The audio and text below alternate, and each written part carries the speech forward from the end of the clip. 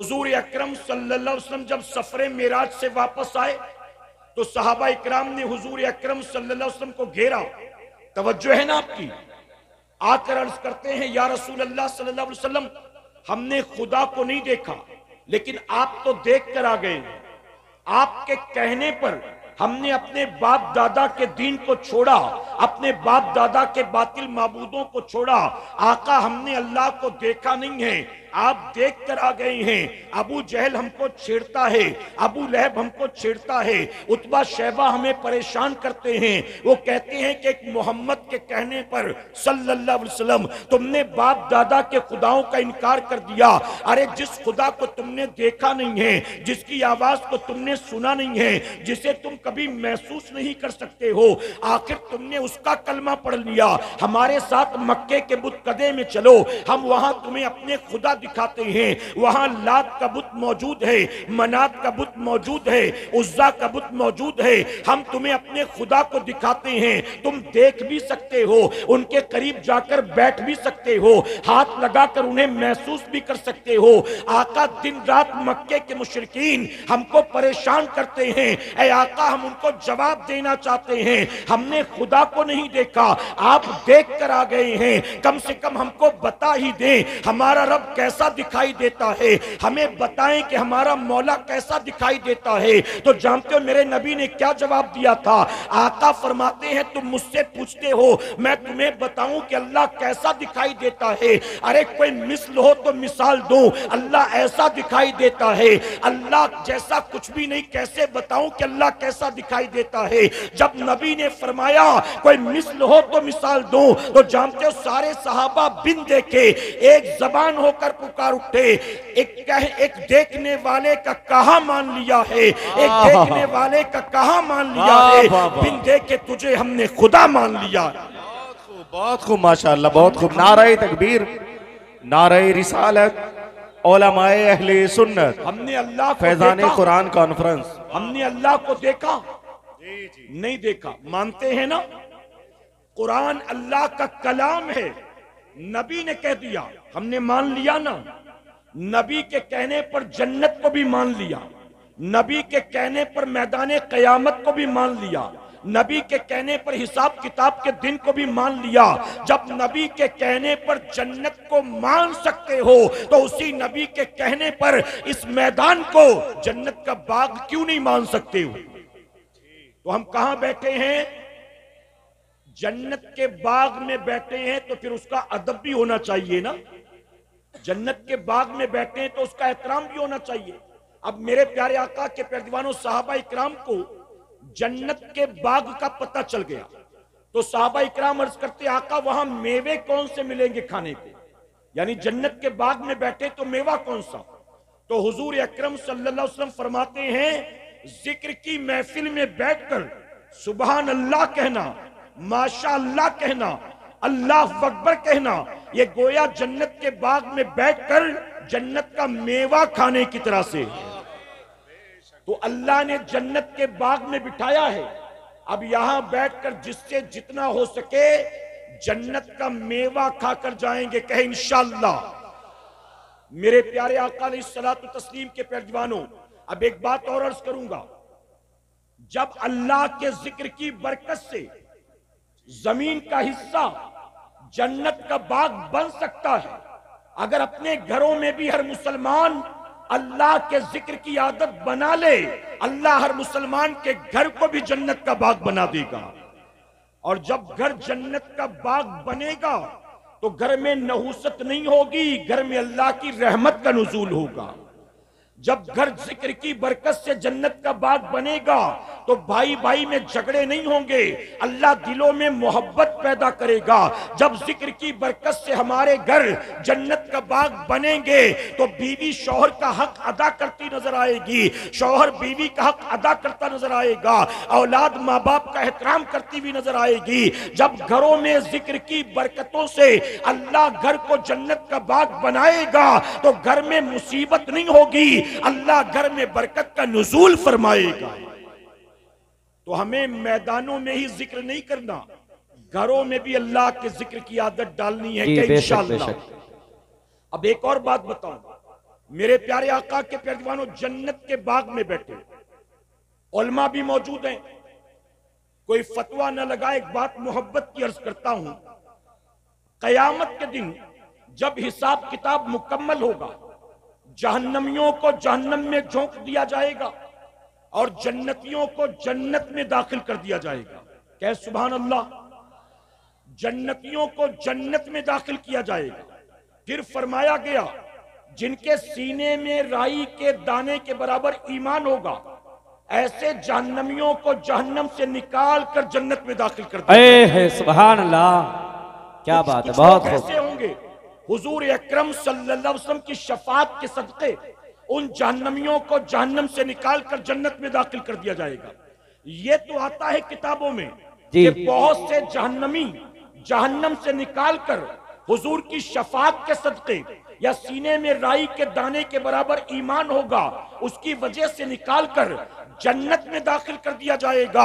लेकिन जो जन्नती एक बार जन्नत में चला गया, फिर उसे जन्नत से निकाला नहीं जाएगा।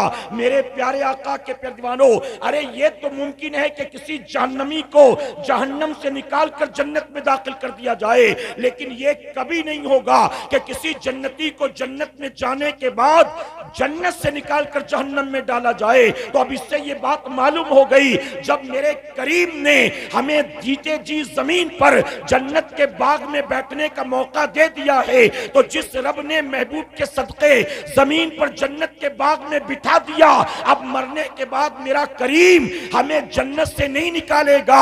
हम जैसे ही मरेंगे अल्लाह हमें जन्नत में दाखिल फरमाएगा। है नारे तकबीर, नारे रिसालत, उलमाए अहले सुन्नत। इसी तरह एक बात और याद रखिए, अब जन्नत के बाग में बैठे हो, ऐ मेरी कौम के जवानों, यहां से उठने से पहले तय कर लेना, जन्नत के बाग से होकर आ रहे हैं, बेशक अब जहन्नम में जाने वाला काम नहीं करेंगे। कहे इंशाअल्लाह, इंशाअल्लाह। वरना जन्नत के बाग से बैठकर निकला और फिर चला जहन्नम के रास्ते पर, तो बताइए उसे जहन्नम से कोई बचा सकता है? इसीलिए हुजूर अकरम सल्लल्लाहु अलैहि वसल्लम फरमाते हैं, तुम जहन्नम में गिरना चाहते हो, मैं तुम्हारी कमर पकड़ पकड़ कर तुम्हें बचाता हूं। आप जानते हैं अगले महीने में एक ऐसी रात आती है जिसे हम और आप शबे बारात कहते हैं, निजात की रात, आजादी की रात। हदीस मुबारका में आता है कि उस रात अल्लाह ताला कबीले बनु कल्ब की बकरियों के बालों के बराबर अपने बंदों को जहन्नम से आजाद फरमा देता है। और उलमा क्या फरमाते हैं, जहन्नम से आजाद किसको करता है अल्लाह?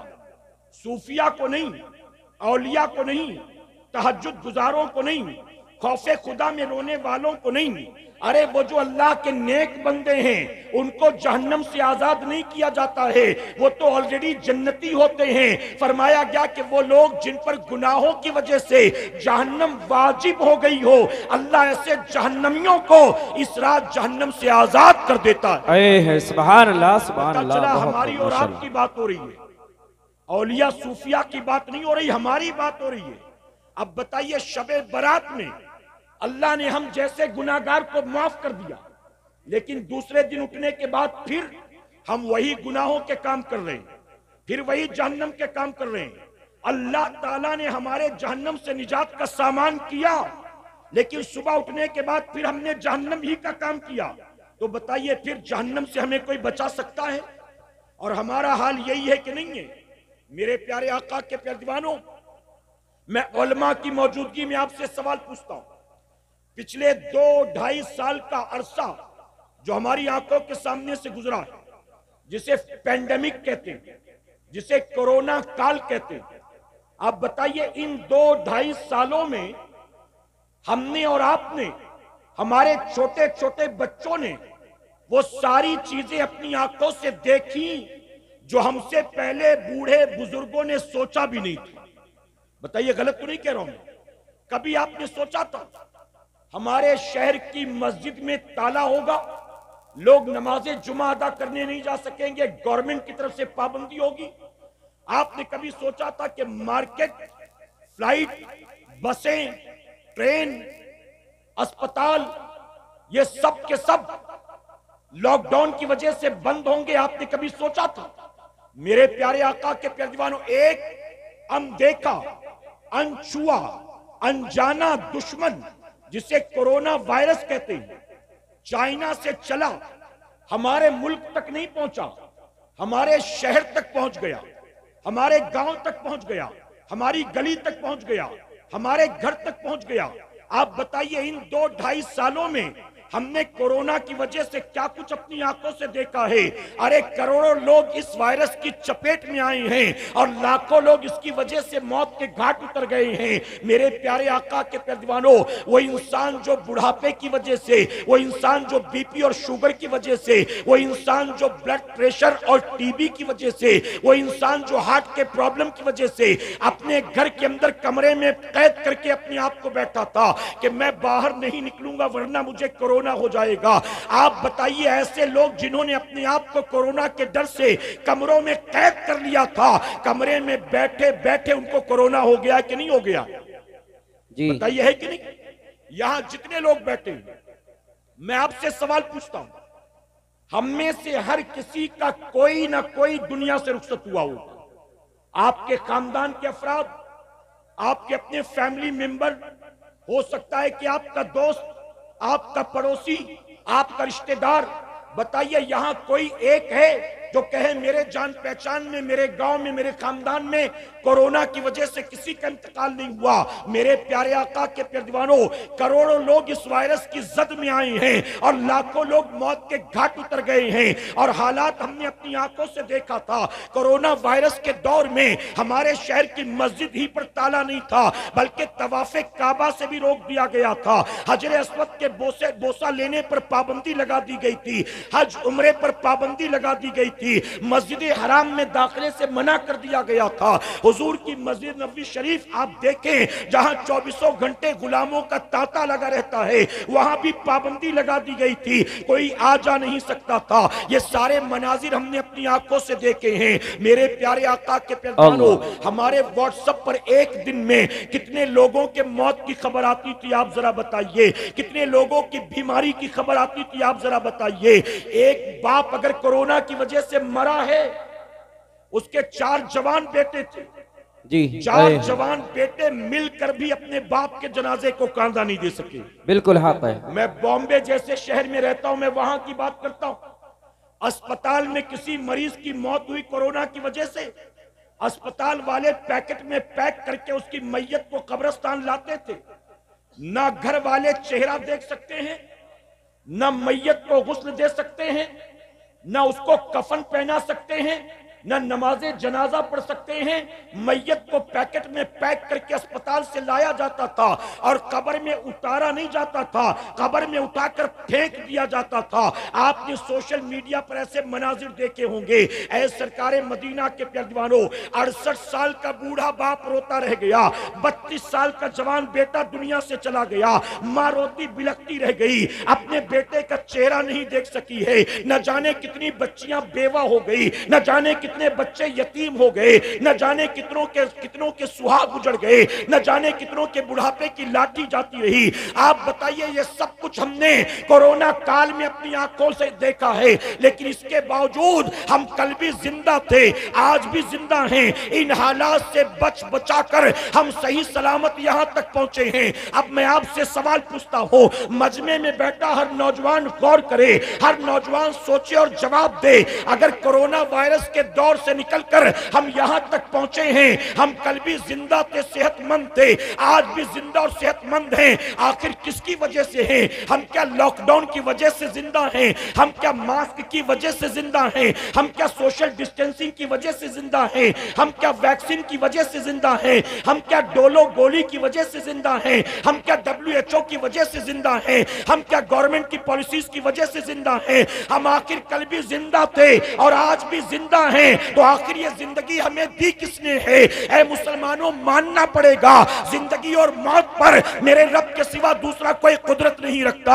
अगर हम कल भी जिंदा थे और कोरोना काल से बच बचा कर सही सलामत यहाँ पहुंचे हैं तो किसी और की वजह से नहीं है, बल्कि अल्लाह ने हमारी हिफाजत की है, अल्लाह ने हमको जिंदगी दी है। अब बताइए, जिस रब ने 2-2.5 साल के अरसे में इस बीमारी से हमारी और आपकी हिफाजत की, इस वायरस से जिसने हमारी हिफाजत की, आज भी क्या वक्त नहीं आया है अपने उस रब की बारगाह में रुजू कर लें, अपने उस रब से सुलह कर लें, अपने रब की बारगाह में तौबा कर लें। मेरे प्यारे आका के प्यारवानों, जब तक लॉकडाउन की वजह से मस्जिद पर ताला था, नौजवान कहता था हजरत पता नहीं मस्जिद कब खुलेगी। अब तो बसें भी शुरू हो गई, मस्जिद कब खुलेगी। अब तो बाजार भी खुल गए, मस्जिद कब खुलेगी। अब तो थिएटर भी खुल गए, मस्जिद कब खुलेगी। अब तो होटल भी खुल गए, मस्जिद कब खुलेगी। अब तो फ्लाइटें भी जाने आने लगी, मस्जिद कब खुलेगी। जब तक लॉकडाउन की वजह से मस्जिद बंद थी, मुसलमान नौजवान परेशान था, मस्जिद कब खुलेगी, मस्जिद कब खुलेगी।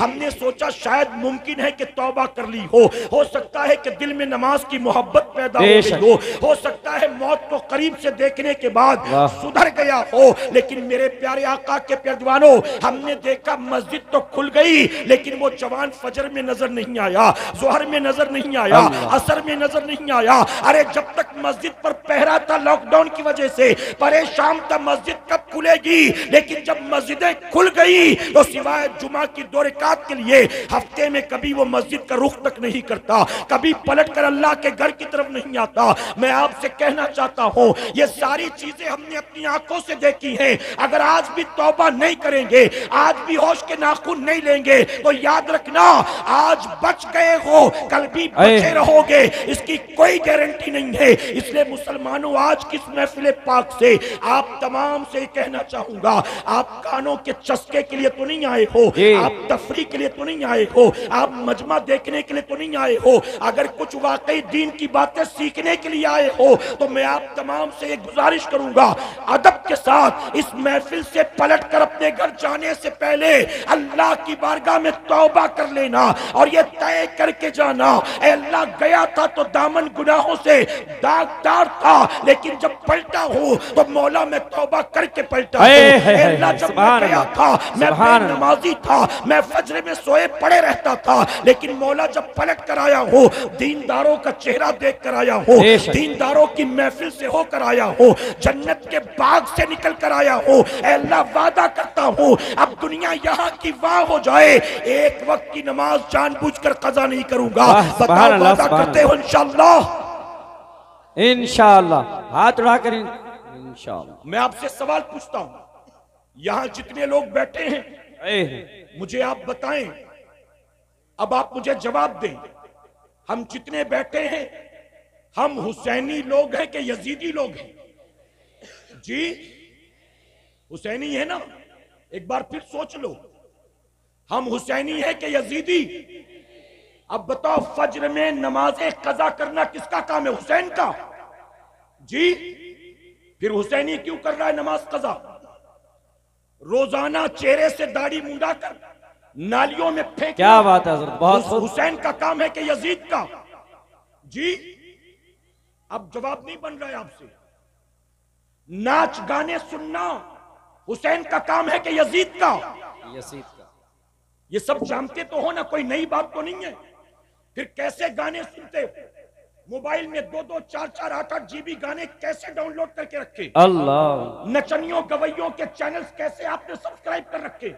टिकटॉक पर दिन रात गंदे गंदे टिकटॉकर्स को क्यों फॉलो करते हो? अगर जानते हो कि ये काम हुसैन का नहीं, अरे मुसलमानों, हुसैन एक यजीद हजरत अमीर मुआविया रज़ियल्लाहु अन्हु का बेटा होकर, सहाबी रसूल का बेटा होकर खलीफा बनने की ख्वाहिश रखता था, दाढ़ी मुंडाता था, शराब पीता था, जुआ खेलता था, नाच गानों का शौकीन था। एक था इमाम हुसैन ने उसे बर्दाश्त ना किया, उसके मुकाबले में करबला के मैदान में आ गए और 6 माह के लगते जिगर को भी कटा कर बता दिया, हुसैन सब कुछ लुटाना तो गवारा कर सकता है, नबी की शरीयत के खिलाफ कोई अमल करे हुसैन उसे देखना गवारा नहीं कर सकता। सुभान, नारे तकबीर, नारे रिसालत, उलमाए अहले सुन्नत, फैजान कुरान व अज़मत अहले बैत कॉन्फ्रेंस। तुमने बड़ा सस्ता सुभान सौदा समझा है। तुमने समझा हुसैनी होना बड़ा सस्ता सौदा है। ताजिया कर लो, हुसैनी बन जाओगे। शरबत बना लो, मुहर्रम में हुसैनी बन जाओगे। हुसैन के जिक्र की महफिल सजा लो, किसी मुकर्रिर को बुलाकर 20-25 हजार देकर करबला के वाकयात सुन लो, हुसैनी बन जाओगे। हमने समझा खाने खिलाने से हुसैनी बनते हैं, 200-400 चंदे देने से हुसैनी बनते हैं, सिर्फ मजमों को जमा करके नारे लगाने से हुसैनी बनते हैं। अरे हुसैनी ऐसे नहीं बनता कोई। हुसैनी कौन होता है? आओ तुम्हें करबला के मैदान में ले चलकर दिखाता हूँ। ऐ सरकारे मदीना के पेजवानों, 10 मुहर्रम की रात आती है, इमाम अली काम अपने खेमे में जाते हैं। 7 तारीख से पानी बंद था, 7 तारीख गुजरती है, 8 तारीख गुजरती है, 9 का दिन गुजर जाता है, मगरिब के बाद 10 मुहर्रम की रात आती है। इमाम हुसैन अपने साथियों के खेमे में जाते हैं। वो 72 साथी जो इमाम के साथ करबला के मैदान में आए थे, इमाम पाक उनके खेमे में जाते हैं और जाकर कहते हैं, मेरे साथियों, यजीद का झगड़ा मेरे साथ है, यजीद की दुश्मनी मेरे साथ है, यजीद का तुमसे कोई मामला नहीं है। अब मैं तुम सबको इजाजत देता हूं। 3 दिन से तुमने मेरी खातिर भूख और प्यास बर्दाश्त की, तुम मेरे साथ मदीने से चले, तुम मेरे साथ मक्के से चले, तुम मेरे साथ करबला में पहुंचे, तुमने मेरी खातिर बड़ी कुर्बानी दी है। अब मैं चाहता हूं कि तुम सब वापस चले जाओ। अगर तुम चले जाओगे तो तुम्हारी जान बच जाएगी। उसकी वजह कि मैं जानता हूं कल जब सुबह का सूरज निकलेगा, यजीदी तीर तलवार चलाएंगे, यजीदी मेरे मुकाबले में आएंगे। अगर तुम मेरे साथ रहोगे तो तुम्हें भी अपनी जानों से हाथ धोना पड़ेगा। इसलिए मैं कहता हूं तुम सारे चले जाओ। आपके तमाम साथी खामोश खड़े थे। इमाम हुसैन कहते हैं, तुमने मेरी खातिर जो कुछ किया, कल कयामत के दिन नाना की बारगाह में गवाही दूंगा। तुम मेरी खातिर भूखे प्यासे हो, कल कयामत के दिन नाना से आबे कौसर पिलवाऊंगा, नाना की शफात तुम्हारे हक में दिलवाऊंगा। लेकिन अभी चाहता हूं चले जाओ। अगर तुम चले जाओगे तुम्हारी जिंदगियां महफूज रहेंगी। अगर चले जाओगे तुम्हारे बीवी बच्चे महफूज रहेंगे। अगर चले जाओगे तुम्हारी बीवी बेवा होने से बच जाएगी, तुम्हारे माँ बाप की गोद उजड़ने से बच जाएगी, तुम्हारे बच्चे यतीम होने से बच जाएंगे। इमाम ने कहा, मैं तुम सबसे राजी हूं, लेकिन चाहता हूं चले जाओ ताकि तुम्हारी जान बच जाए। यजीद का मुकाबला मैं कर लूंगा। आपके साथ ही सन्नाटा छाया हुआ था। आखिरकार इमाम हुसैन ने कहा, खेमे में एक छोटा सा चिराग जल रहा था। इमाम ने कहा, मैं जानता हूं इस चिराग की रोशनी की वजह से मेरा चेहरा तुम्हारी निगाहों के सामने है और इसलिए मुरव्वत और मोहब्बत की वजह से तुम मेरा साथ नहीं छोड़ पाते हो। इमाम ने कहा, मैं इस चिराग की रोशनी को धीमा कर देता हूं, अंधेरे का फायदा उठाकर चले जाओ। इमाम हुसैन ने खेमे में जलते हुए चिराग की रोशनी को धीमा किया। कुछ देर तक खेमे के अंदर सन्नाटा छाया था, अंधेरा भी था, खेमे में सन्नाटा भी छाया था। कुछ देर के बाद मेरे इमाम ने फिर से चिराग की लौ को ऊंचा किया। जब खेमे के अंदर रोशनी फैली, इमाम हुसैन ने देखा आपका साथी चिराग को धीमा करने से पहले जहां खड़ा था 1 इंच भी दाएं बाएं नहीं हटा। हर साथी अपनी जगह पर मौजूद था, हर साथी अपनी जगह पर खड़ा था। इमाम ने कहा, तुम जाते क्यों नहीं हो? अरे मैंने कहा ना, तुम्हें मैं याद रखूंगा, कयामत के दिन नाना की बारगाह में सिफारिश करूंगा। अभी चले जाओ। क्या तुम्हें अपनी जाने प्यारी नहीं है, अपने माँ बाप प्यारे नहीं है, अपने बीवी बच्चे प्यारे नहीं है? तो जानते हो 72 नफूसे कुदसिया आपके साथियों ने एक जबान होकर कहा, सुनो हुसैनी कौन होता है? ऐ शरबत पीने पिलाने वालों, ऐ ताजिया बनाकर ढोल गाजे बजाने वालों, रस्मी तौर पर तुम हुसैनी बनते हो, हकीकत में हुसैनी कौन होता है? करबला के मैदान से देख लो। इमाम ने कहा, तुम जाते क्यों नहीं हो? तो आपके तमाम साथियों ने एक जबान होकर कहा था, ऐ इमाम यकीनन हमें जाने भी प्यारी हैं, माँ बाप भी प्यारे हैं, घर बार भी प्यारा है, बीवी बच्चे भी प्यारे हैं, लेकिन ऐ आका गवाह हो जाए, हमें इन सारी चीजों से ज्यादा अपने नबी का नवासा प्यारा है, प्यारी है।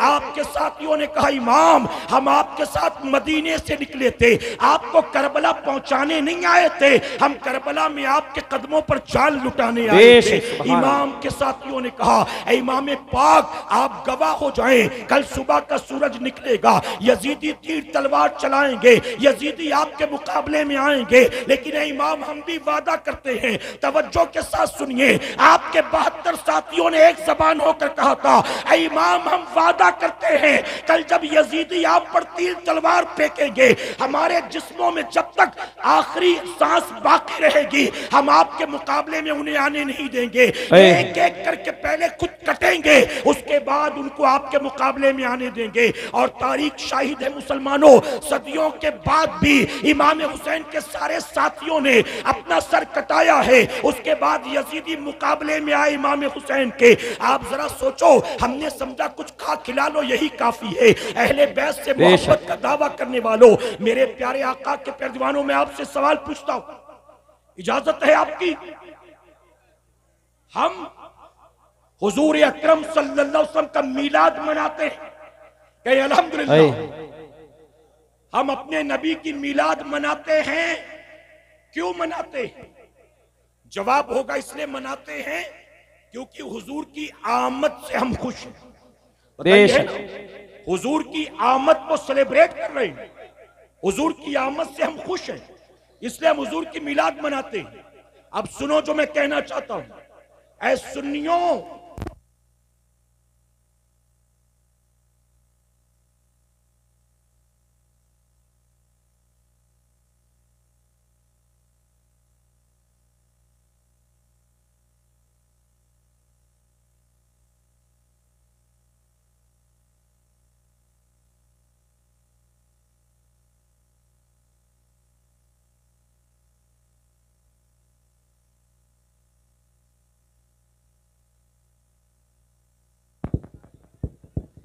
एक बार दुरूद शरीफ पढ़ लें आप।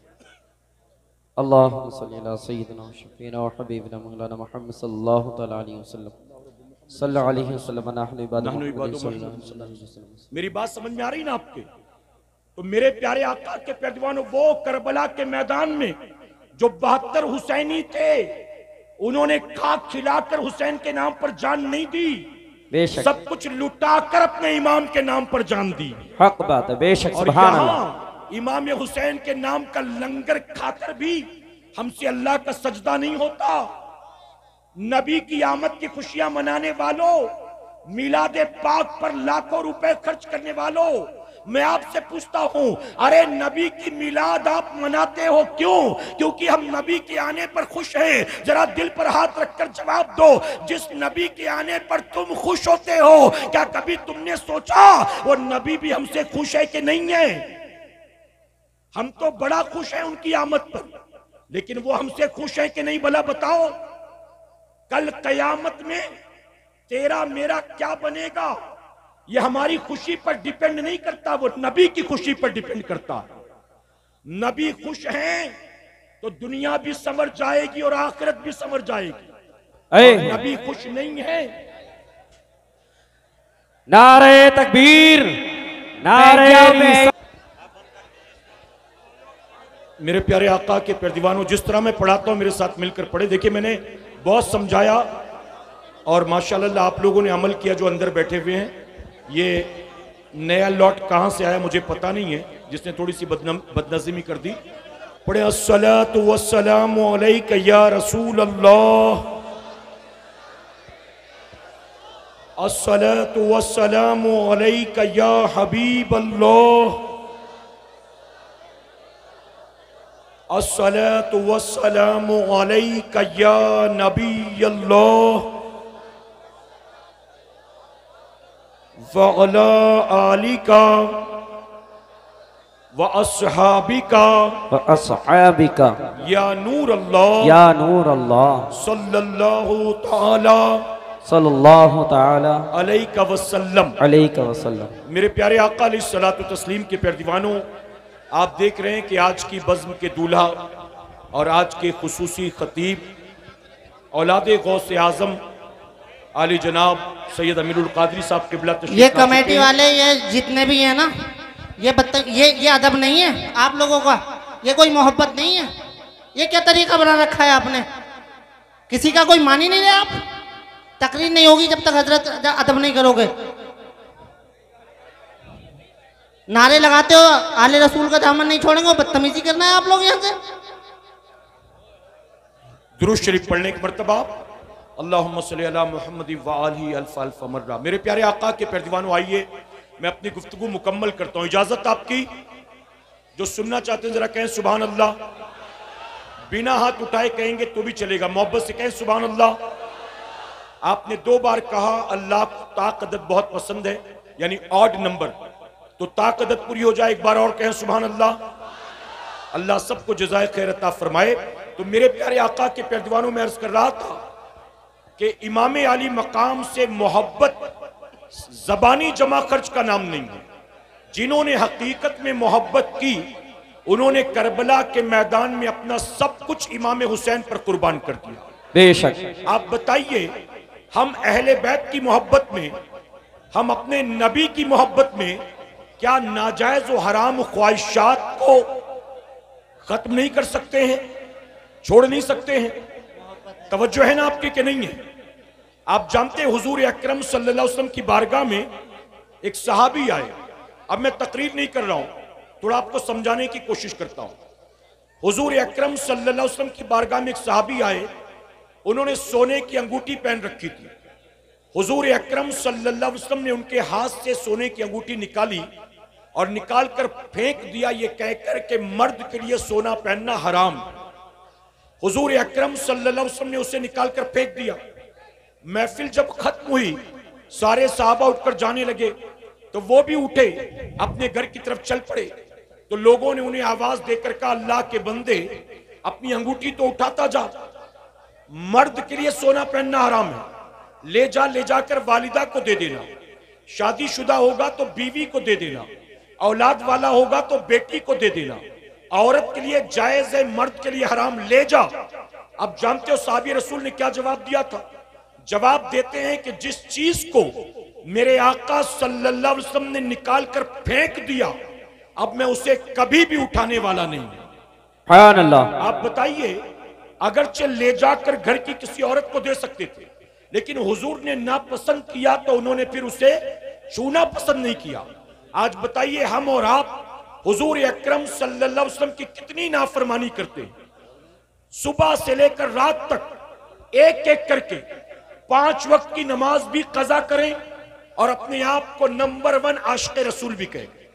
हम नातख्वां से नाते सुने, हाथों को झंडा भी बनाएं, नजराने भी लुटाएं, और वही आशिक रसूल सुबह सोकर उठे तो सैलून में जाकर दाढ़ी भी मुंडाएं, अपने आप को आशिक रसूल कहलाएं, और उसके बाद अपने बूढ़े माँ बाप को झिड़की भी दें, अपने आप को आशिक रसूल कहलाएं, और दूसरे की बहू बेटियां हमारी जबान से, निगाहों से महफूज ना हो, हमारी सीटी और ताली से महफूज ना हो, हम अपने आप को आशिक रसूल कहें और दिन रात नबी की दिल आजारी के काम करें। हम किस बात के आशिक रसूल? सिर्फ लंगर वाले, डेग वाले, नारे वाले, हलवे जर्दे पुलाव वाले, बस यही आशिक रसूल है? मेरे प्यारे आका के पैरदीवानों, आज किस महफिल पाक से हमें तौबा करके जाना है कि इंशाअल्लाह। और मैंने पहले कह दिया, हम जमीन के टुकड़े पर नहीं बैठे हैं, नबी ने फरमाया जन्नत के बाग में बैठे हुए। तो अब जन्नत के बाग से निकलकर जाने वालों, जहन्नम में जाने का काम नहीं करोगे। कहो इंशाअल्लाह। रात रात भर पबजी खेलना, रात रात भर लूडो पर लगे रहना, यूट्यूब पर गंदी गंदी फिल्में, ड्रामे, खेल तमाशे सर्च करते रहना, हीरोइनों की गंदी गंदी तस्वीरें देखना, दोस्तों के साथ लिंक शेयर करना, और कुछ नहीं तो इसका डीपी, उसका स्टेटस, इसका रील, उसकी स्टोरी, इसी में अपने वक्त को जाय कर देना। रात भर फेसबुक व्हाट्सएप पर लगे रहकर जवानी की अजीम रातों को जाय कर देना। क्या बताओ, यही आशिक रसूल का काम होता है? मेरे प्यारे आका के पैरदीवानों, गरीब नवाज की निस्बत का महीना है। गरीब नवाज ने 40 साल तक इशा के वजू से फजर की नमाज को अदा फरमाया है। मोहब्बत से कहें, गरीब नवाज ने 40 साल तक इशा के वजू से फजर की नमाज अदा की। गरीब नवाज की टोटल उम्र 97 साल, 97 ईयर्स, और गरीब नवाज ने 97 साल में 95 लाख लोगों को कलमा पढ़ाया है। और हम आशिक़े गरीब नवाज, आशिक़े अहले बैत, आशिक़े रसूल, नमाजी भी बनने को तैयार नहीं, झूठ छोड़ने को तैयार नहीं, गाली गलौज छोड़ने को तैयार नहीं। आज तय करके जाएं, तफरी के लिए नहीं आए थे, सुधरने के लिए आए थे। कहे इंशाअल्लाह। भीड़ देखने नहीं आए थे, अपनी आखिरत को संवारने के लिए आए थे। कहे इंशाअल्लाह। सादात इकराम, उलमा इकराम, हुफ्फाज इकराम, आप इन अजीम हस्तियों के चेहरे की जियारत कर रहे हैं। इतने बड़े बड़े लोगों के चेहरों को, इतने अजीम और मुकद्दस लोगों के चेहरों को देखकर भी अगर तौबा की तौफीक न मिले तो हमसे बड़ा कम नसीब कोई नहीं हो सकता है। अल्लाह हमें आपको सबको सच्ची तौबा करने की तौफीक अता फरमाए। अल्लाह हमें उम्र भर गुनाहों से बचने, इल्म हासिल करने, आले रसूल से, अहले बैत इत्तहार से, असहाबे रसूल से सच्ची पक्की मोहब्बत की तौफीक अता करे। आमीन। वमा अलैना इल्लल बलाग।